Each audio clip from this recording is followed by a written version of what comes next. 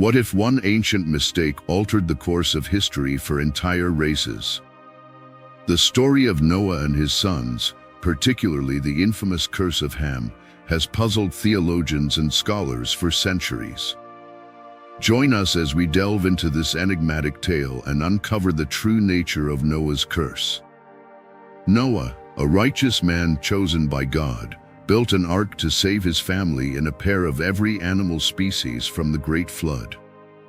The flood was an event of cataclysmic proportions, intended to cleanse the earth of its pervasive wickedness and corruption. Noah's faith and obedience were tested as he constructed the massive vessel according to God's precise instructions. When the rains came and the fountains of the deep burst forth, Noah's family and the animals were safely ensconced within the ark, floating above the destruction that befell the rest of humanity. After the floodwaters receded, the ark came to rest on the mountains of Ararat. Noah and his family disembarked, stepping into a world washed clean but eerily silent, a testament to both divine judgment and mercy. They offered sacrifices of thanksgiving, and God established a covenant with Noah, symbolized by the rainbow, promising never to destroy the earth by flood again. This moment marked a new beginning for humankind, with Noah and his family tasked with the responsibility of repopulating and stewarding the earth. Noah's sons, Shem, Ham, and Japheth, each had a significant role in this nascent chapter of human history. Shem is traditionally considered the ancestor of the Semitic peoples, including the Israelites. Japheth is associated with the progenitors of many European and Asian nations. Ham, however, is often linked with African nations. These three brothers, emerging from the ark, symbolize the diverse branches of humanity that would spread across the globe. However, an incident involving Ham would cast a long shadow over his lineage. The story, briefly recounted in Genesis 9 verses 20 to 27, has been the subject of much interpretation and controversy. The events that unfolded would have repercussions not only for Ham and his descendants, but also for the way future generations would perceive and treat them. One day, Noah, now a man of the soil, planted a vineyard. This act of cultivation was significant, representing Noah's transition from a survivor of divine judgment to a restorer and nurturer of the earth. Vineyards, with their promise of fruit and wine, were symbols of prosperity and blessing. However, with wine came the potential for misuse, as Noah would soon discover.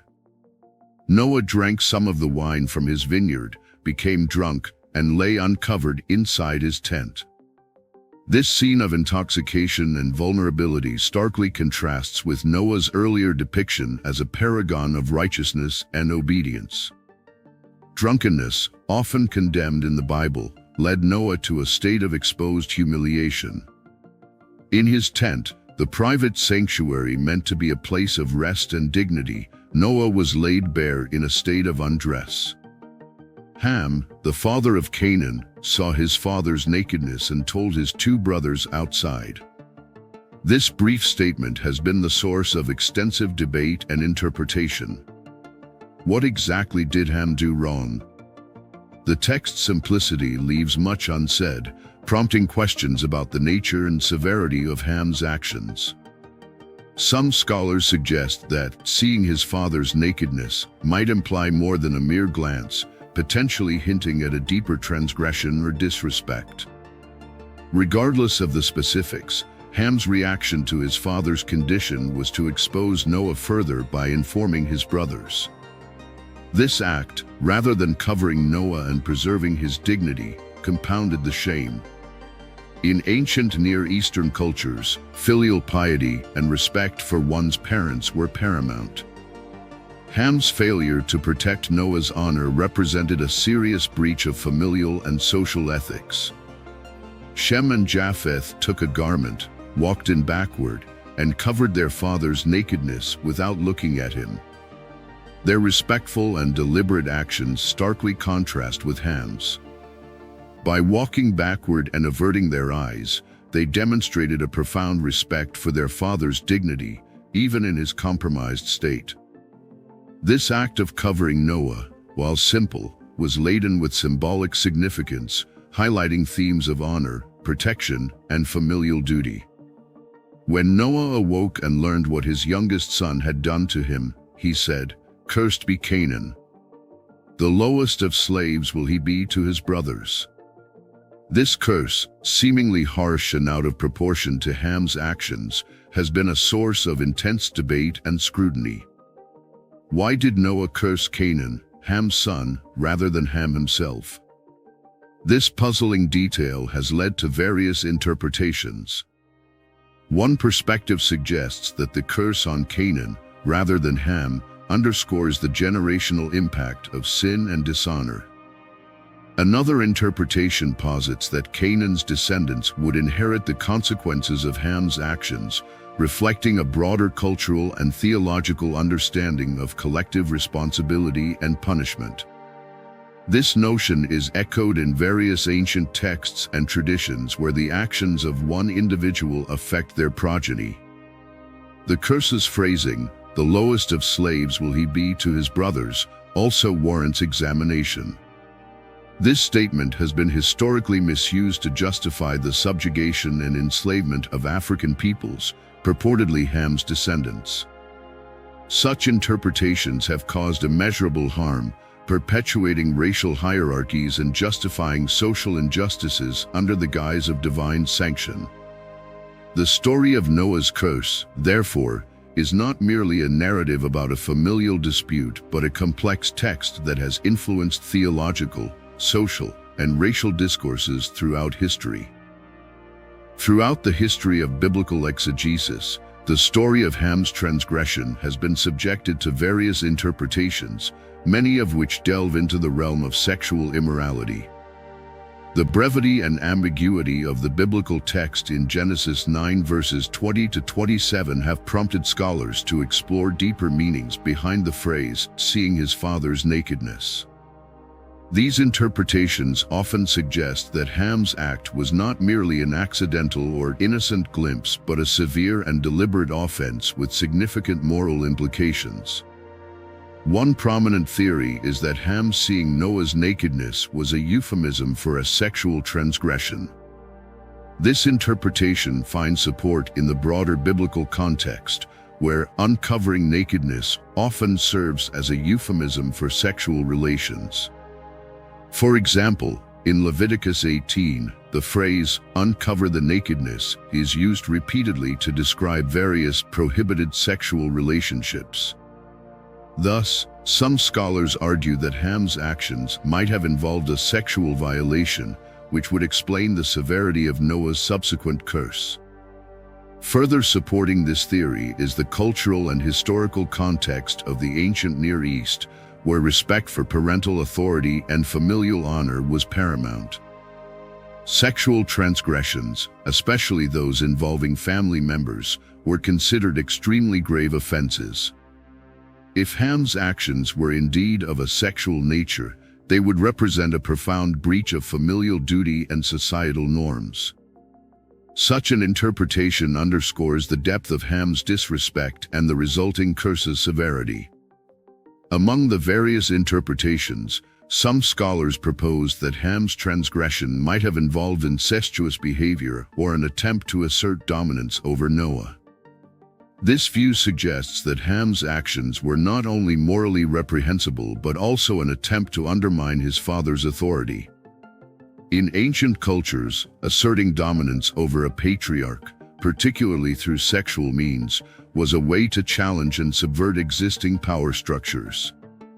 If Ham's act was intended to assert dominance, it would explain Noah's harsh response and the enduring nature of the curse on Ham's descendants.